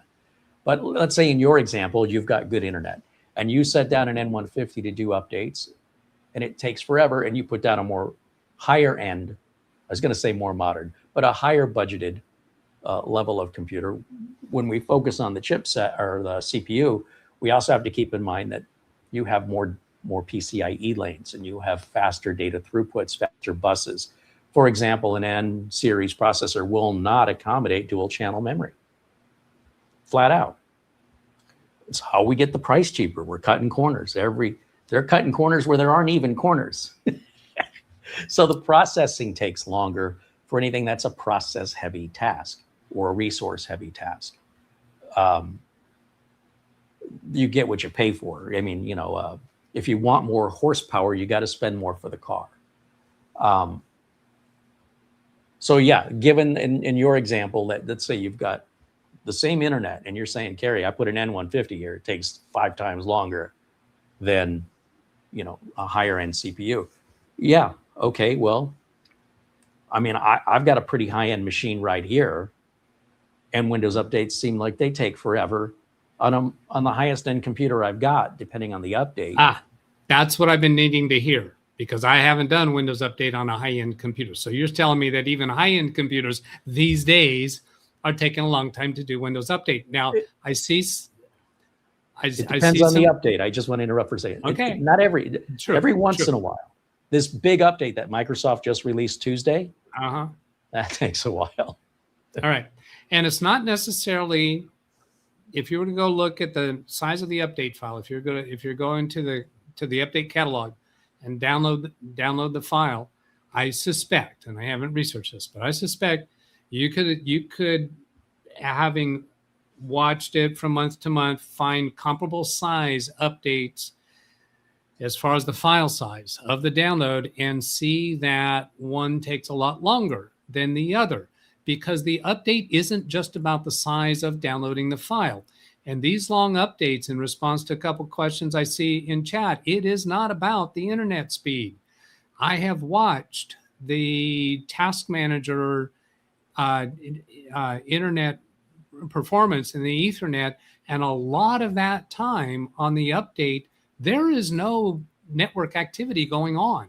It's all processing that's going on to install the update, or not all, but a lot of it. If you actually watch your CPU and disk and memory and Ethernet or Wi-Fi, whatever you do, watching those performance numbers in Task Manager, you'll see that it's not an internet speed issue, because there's not showing much activity there. But try it on dial-up and let me know if you see an internet speed difference. I don't have any. Well, I do have people using dial-up, but I'm trying to make an extreme example that your perspective. But that's something that I had to push back on. You said something about if you buy a low-end computer, you likely have low-end internet. No, absolutely not. In Fresno, it's all a question about location, location, location. Some people in Fresno, they can't choose a lower speed internet because it's just whatever is available in their area. My internet speed, when compared with viewers on my channel, and there's somebody, Jim says, I don't have good internet. That's not true. My internet works. I'm never tapping out my internet speed. If I do a download from Microsoft of a large file, it is not going to nearly saturate my download speed capability. My upload during live streams sometimes becomes a problem. If my upload speed will typically measure, when I'm not live streaming, somewhere around 32 megabytes per second, whatever, if I'm using the wrong increment there, but you know what I mean. I don't have gig up and gig down. I cannot get that in my area. Now, sometimes my internet upload isn't performing very well, and it'll get me down. It'll drag down. But when I am live streaming, my if I do a speed test while I'm live streaming, I get somewhere around, I think, 15 to 17 when I have what for me is a good amount of overhead. But when my upload throughput gets substandard for me, then I get buffering. But my download does not have that problem. So Windows updates is all download. There's very little upload happening there. So that's my internet's not an explanation for that difference. Now I do have clients who use dial-up. I said they are in Ethiopia. Oh, so they only connect to the internet when they absolutely need to, and they avoid doing anything that takes a lot of throughput.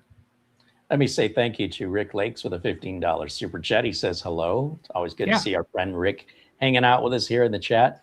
And yeah, so here in Phoenix, and the reason why this comes up is, I'll point the mirror back at me now, because I'm doing the same thing I'm accusing you of doing, which is you are only considering your internet speed. What about people who have other speeds that's not as nice as yours? So you're saying, hey, in Fresno, you get one. Here in Phoenix, I have a number of clients who bought the cheapest tier of internet. They go, look, I don't need the high speed. I just, I shop on Amazon and I pay some bills. And, our good friend Subaru Mike got the lowest tier. They locked his price in for 3 years, gave him the modem for free, the modem, router, gateway, all for free. And so when people were knocking at the door saying, hey, we're this fiber company, I think they're called WYERD, Wired, and they're putting fiber in his neighborhood. And they're like, you can get fiber to your house for less than the local cable company. And he says, well, how much is it? And they said it's $100 a month or $90. He goes, I'm only paying $30. And they go, for gigabit? And he's like, no, for whatever I get. They go, yeah, but ours is better. And he's like, how? I use it to shop on Amazon. I watch some YouTube videos. I send emails. How does that benefit me? I live alone. There's nobody, there's not multiple people using it at the same time. I connect with my phone, use the internet on my phone. That's it. Why would I? Basically what he's telling him is, you're more expensive. Yeah. And they're saying, but we're better. And he's like, well, you're not better for me. You might be better for someone else, but that's not a universal truth. So what I'm speaking from when I say the internet could play a role in the overall length of time Windows updates takes, referring to like if somebody's got the basic tier, which apparently isn't an offer for, I didn't even realize there wasn't an internet provider that doesn't find a way to get more money from you. So here there's like 4 different tiers, all priced more than the previous one. And then data cap limitations with an additional $50 a month if you want to remove the data cap. So just because you go faster doesn't mean you can get any more data. If they limit you to 1.25 terabytes per month of data transfer, it doesn't matter if that data transfers at 300 megabits a second, a gig, or multi-gig. All that multi-gig that you're paying for means is you're going to hit your 1.25, and they're going to charge you $10 for every, 50 gigs it gets expensive. So you just pay the extra $50 to remove the cap. And for every month you didn't even break the 1.25, you just gave them an extra $50 for nothing. And you're saying none of that happens at Fresno? To your not none of it, but the lower levels that they can choose are not lower enough that they would cause any bottleneck to Windows updates. So I actually, as we were talking, I realized, now wait a minute, I'm at the second up level of Comcast internet. There is a lower level that I have opted up from, not because the lower level was causing me any struggle for download speed, but for upload speed, so that I could do live streams with a little bit of margin. So the higher package that I'm paying for gives me not only higher download speed, but higher upload speed. Now, the higher download speed that it gives me, when I did some speed tests, I found that I wasn't getting very close to that. I didn't care at all because I never utilize that. I'm never absorbing that. I'm never, consuming it. So I don't care. I have to choose where to spend my time in getting what benefits me. Some people will say, well, if you're paying for it, then you should get it on a speed test, where it makes absolutely no difference to your day-to-day work or implementation. I don't care about it. Yeah, now, it's a principle. I don't care about the principle. I have better things to do with spend my time on. Now, I have noticed at some clients' offices, when I know they have a substantial business internet, when I do speed tests on an individual computer, it's not very impressive for download and upload speed. And I believe what's going on in those environments is they are managed routers, managed switches, where I think they are throttled per port, so that no one of their computers is going to overconsume. Yeah, slow down everybody problems. else in the office because of one person. Yeah. Normally, these are systems that are managed with IP phone systems, and that vendor has installed a managed switch as well as the router. I think those ports are throttled. Probably like quality of service to ensure your phone call doesn't get. Exactly. Phone calls have to have the priority. So that's exactly, I'm sure, what's happening there. I haven't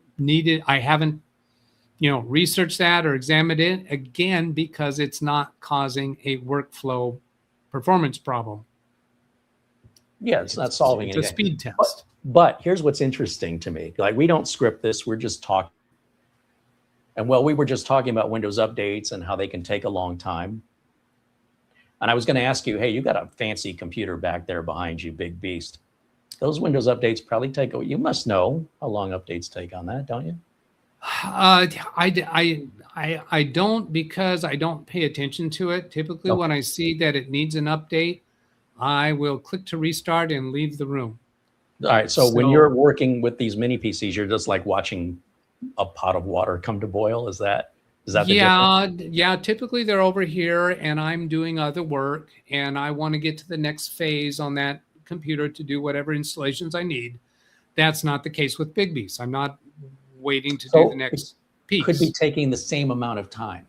Could be. I don't know. Okay. Now, one thing that I have noticed, that when I watch the performance graphs, and I'm scratching my head as I'm seeing that the graphic for Windows Update, when it shows its percentage, and like it'll get stuck at certain numbers and sit there for a long time. Go look at the performance, and some of those times, maybe a majority of them, I'm not sure, there's not much going on. You don't see much going on with CPU or memory or disk or Ethernet. It's just like it's sitting there on a coffee break and not working. Yeah, I've seen that too, and I can't explain it. I don't know what. Yeah, your guess is as good as mine. If I were to go to the next step, if I were to get curious enough, the next thing I would do is go to Hardware Monitor and watch individual threads and see if there's individual threads or cores that are busy, but that doesn't show up in the summary numbers that Task Manager shows. Maybe, I don't know. Because if there's something going on, if it's like a linear process, this particular thing has to get done before the update can move on to something else, and that something is locked into a single thread, then that thread might be really super busy and the other threads are not, but that task can't be split into multiple threads. There may be other things going on during the update when the update can send tasks out to different cores or different threads. Now, I don't think that's multi-threading, because I think multi-threading is when a specific task, the computer can split it into separate threads. But if Windows Update itself has multiple different files that it's updating, multiple different whatevers it's doing, it could be the case that Windows Update can assign those tasks to different threads, where it's not one task being split about multiple threads, but different tasks that the update is doing. I don't know that. I'm not an engineer on that level, but I'm suspecting there might be something like that going on. My suspicion is the Windows Update is trying to update a file that's in use, and it's waiting for it to close.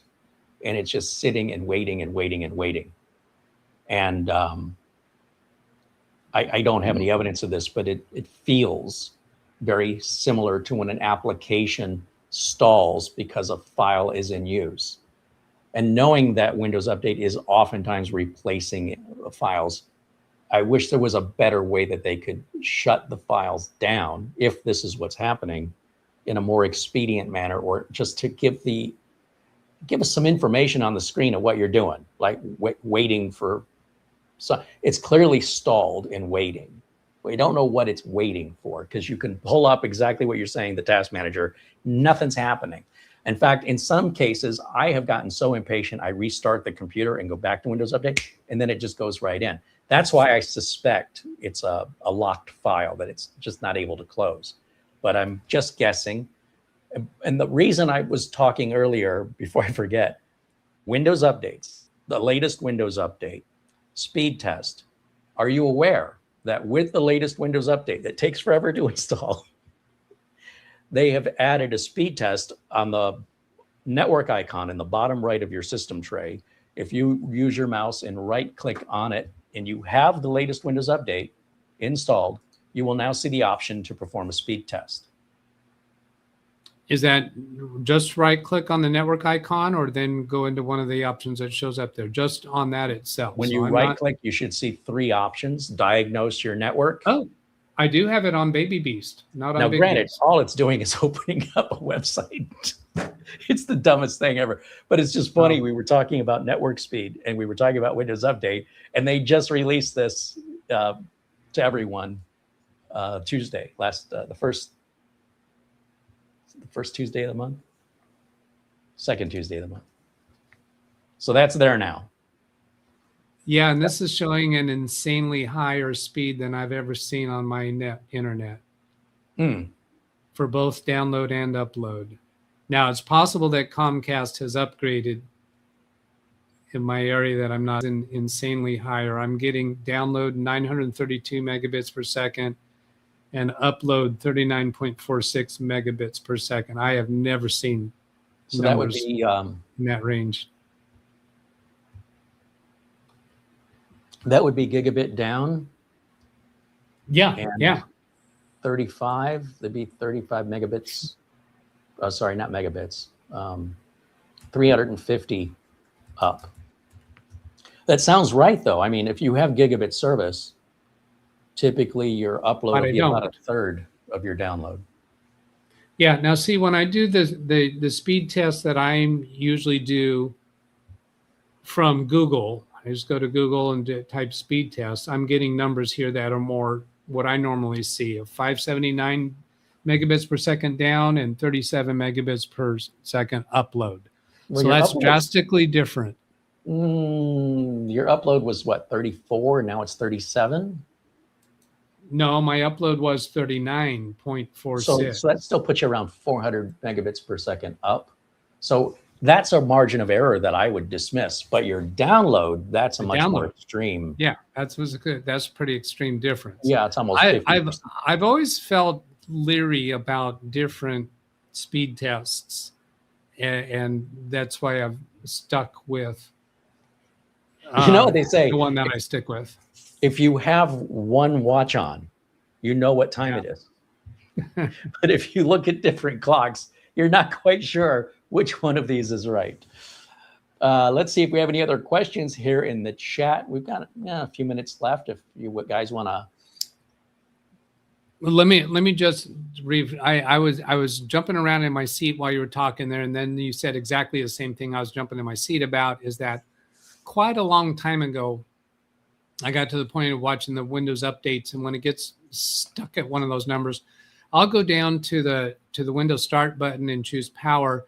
And if it says Update and Restart on there, even though the bottom right corner in the system tray doesn't say that yet, and the Windows Update screen doesn't say Restart to install updates, if that shows up in the Start menu, Start button, and then Power, if it shows Restart there, I'll click that, and it has been my impression that that causes the update to complete quicker than if you just sit and wait and wait and wait.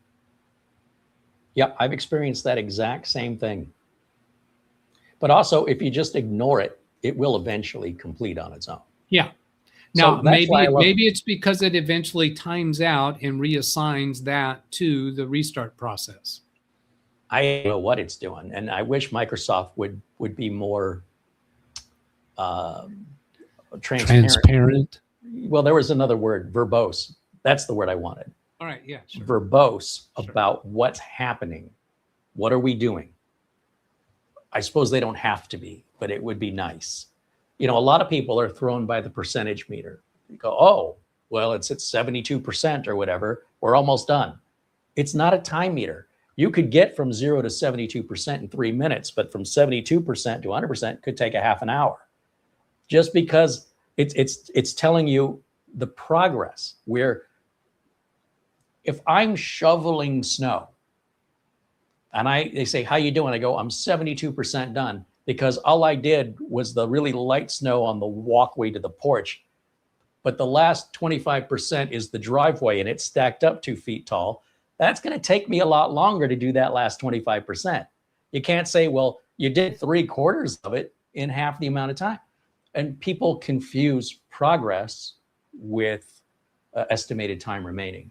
And quite honestly, progress is accurate. Estimated time remaining, I've never seen that be accurate on anything.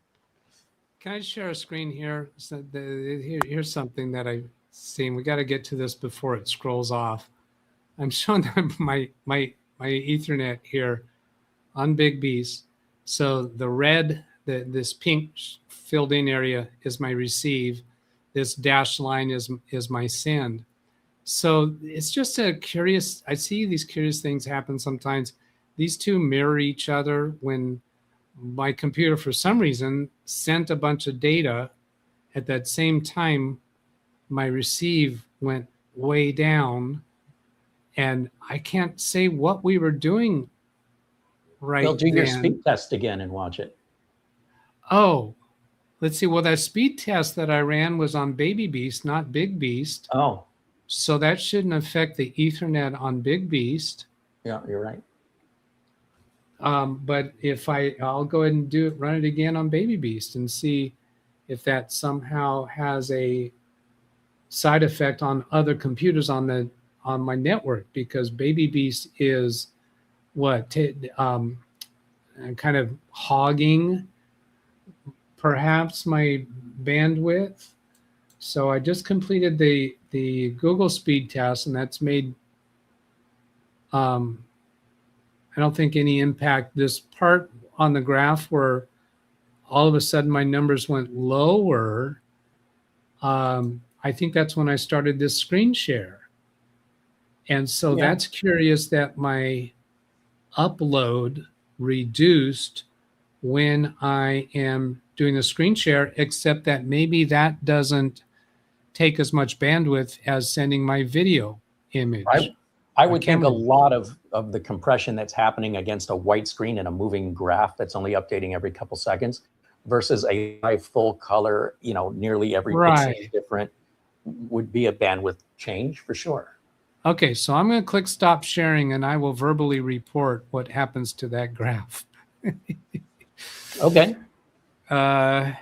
Yeah, I'm seeing the send is starting to drive up. Oh, it just spiked. Yeah, sure enough, the send is going way up. The receive is Now it looks like it might be going up a bit. And of course, what I'm receiving right now is your image through StreamYard.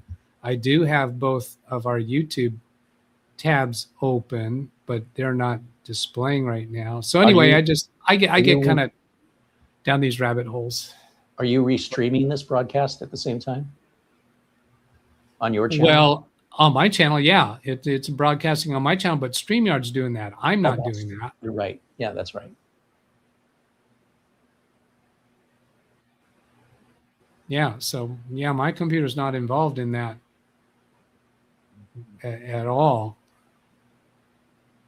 So the rumor is that Microsoft is updating the downloadable Windows 11 ISO installation media every month now with all the latest updates. But I'm not sure that it's true. So it doesn't happen the day the updates come out. So what is it, the second Tuesday of the month? The updates come out. And so far, the image size has not changed up till today. I checked it today because I heard a rumor it was the third Tuesday of the month that Microsoft does that. But I don't know that it's true or what time on Tuesday, what time zone. So I'm going to keep checking it. And all I'm looking for right now, the download is 7.5 gigs. It's getting bigger. And it definitely did change from early February to early March. The size went from 6.5 to 7.5. So, but was that a one-time thing, or is this going to be a monthly thing? Now, I don't want to slipstream my own Windows installer. I don't have time for it. I don't have patience for it.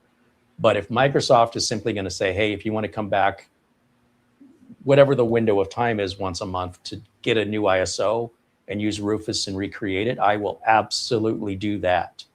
So far, though, the rumor has not been proven wrong or either way, I don't know yet. But certainly if we get to March 31st and my download is still 7.5 gig, then Microsoft hasn't updated it the way they say.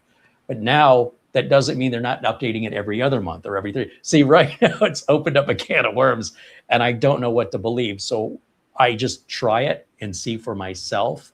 And then I can establish over time, is this happening monthly? Is it happening bi-monthly? Is it happening at all? Because Microsoft previously only released a new ISO image when like 22H2, 23H2, 24, once a year. And then you'd have to, month after month, wait for more and more updates on a clean install. So again, if it doesn't require any effort on my part, but to download the ISO, I'll absolutely do that because that's easy.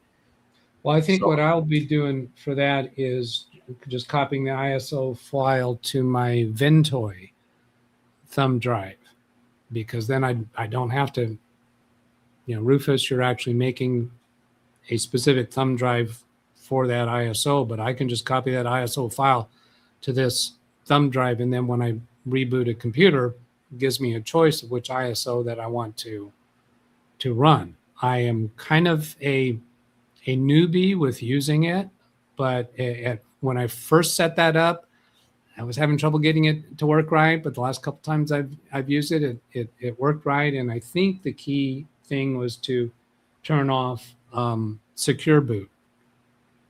I'm booting off of that, because I think that's what I was doing wrong in my first experiences with Ventoy.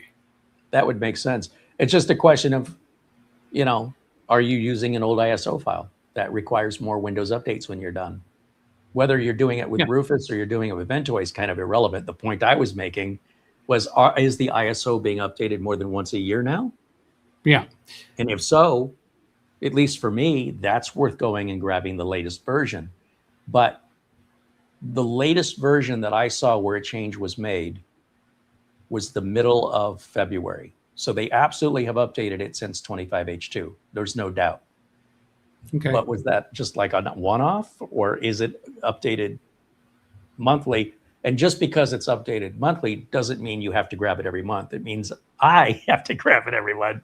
But just to know that, hey, I might be using an ISO image. If I'm going to do a clean install, wouldn't you prefer to do that with the latest, with all the updates already built into it, if possible?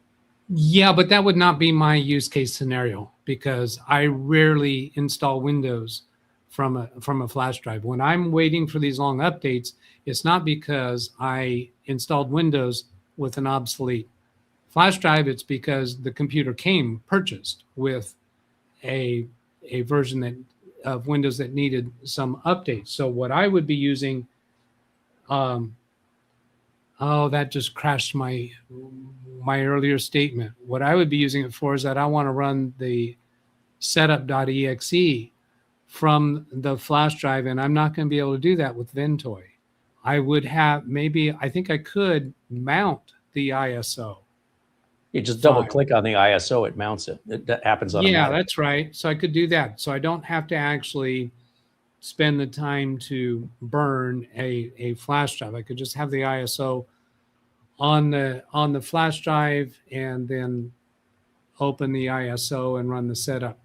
Or if you had a NAS, in order to do the update. So I'm be doing an in-place update. Yeah, I could do it from the NAS if I had the NAS back that is out on loan, and I will have. Did you ever get a chance, out of curiosity? I'm not fishing for anything, but I'm genuinely curious. Did you get a chance to try the Jet KVM? I have not, and it's not that I can't claim that it's that I didn't have a chance. It's that I don't have a use case for it. Yeah. The other KVMs that I had, that I think I wound up buying 3 of them. It's been a long time since I've used them. I have one of them. I have one of them still deployed at an office. It's been a long time since I've used it. Now, I wasn't happy with the performance of it because the keyboard and mouse wasn't stable on it. Now, it's my understanding from you that this one is more stable, but I still don't have a use case for it. And to spend time on testing something for something I don't have a use case for, when I do have billable work on my plate to do, I can't justify doing that. Well, I perfectly understand. I was just curious. The units you had were basic units, but they've been updated since. So a lot of those issues you were having have been resolved in updates. However, in updates to those units, or do I have to buy a new model? Software. No, you just go to the, yeah. All right. Yeah, you just check for updates. You have to do it manually. You go to the menu and check for updates. And then the other thing is, he's grabbing something. Yeah, just one of them. Yeah. So the Nano KVM is a very basic entry level. But the other thing that's nice about the Jet KVM, which has also been updated, by the way. So before you use these again, just like Windows, check for updates, because it does improve their compatibility and their performance. But the Jet KVM additionally has Jet Cloud Service that comes for free, which enables you to connect through your browser on any internet connected device. And what you do is you create a free account at Jet KVM, or it's app.jetkvm.com, and you bind your device to your account. And so all you have to do is go to app.jetkvm.com, and you'll see all of your bonded KVM. So in your case, you have one. You click it, instantly connects you to that computer. Securely encrypted over the internet from anywhere in the world, from any internet connected device. No software and no subscription fees or anything. Which the Nano KVM, you can do that with Tailscale, but it's a lot more complex to set up. With Jet KVM, you could also use Tailscale, but you can use their own proprietary cloud service, which much easier to set up. And that's how I access the computer at Studio A, is I just go to app.jetkvm.com and I instantly have access over to Studio A without having to, log into a different computer and then from there log in to the remote. So, and that's how I do my Windows updates, is I always, and I think you know this, I set the Jet KVM or a KVM up, and I can go into another room of the house, and I just open my laptop up and I can monitor the updates. I don't care how long they take. Does the Jet KVM have pass-through video? The one that has pass-through video, so the answer is no, are the higher end. So there's only 2 on the market that do that. The company that makes the little white cube, they make the Pro version, so the Nano KVM Pro. It's not very much money. It's only well, it's probably twice the money of what that unit is you have now, and maybe $20 or $30 more than the Jet KVM, which is around, the Jet KVM sells for about $100 on Amazon.